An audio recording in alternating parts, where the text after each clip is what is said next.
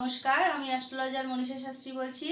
প্রত্যেকটি বাবা মাই চায় কিন্তু তাদের সন্তানরা সুশিক্ষিত হোক এবং তারপর তারা ভালো একটু কোনো জায়গায় চাকরি পাক। সেখানে কিন্তু সেই যারা পড়াশোনা করছে স্টুডেন্টরাও কিন্তু তারা পড়াশোনা করছে এই কারণেই যারা ভালো করে একটা ভালো চাকরি পেতে পারে, সেটা সরকারি চাকরি হোক আর প্রাইভেট সেক্টরেই হোক।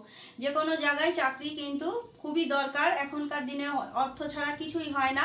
সেখানে দাঁড়িয়ে আপনারা আপনাদের রাশিচক্রটাকে একটু দেখে নিন যে আপনাদের লগ্নপতি কোথায় রয়েছে, নবমপতি কোথায় রয়েছে, দশমপতি কোথায় রয়েছে এবং ষষ্ঠপতি কোথায় রয়েছে। যদি লগ্ন, ষষ্ঠ, নবম এবং দশমের সাথে সুসম্পর্ক থাকে এবং দশমপতি আর লগ্নপতি কেন্দ্র আর কোণে থাকে, তাহলে কিন্তু বলা যেতে পারে আপনারা ভালো চাকরি কিন্তু পাবেন।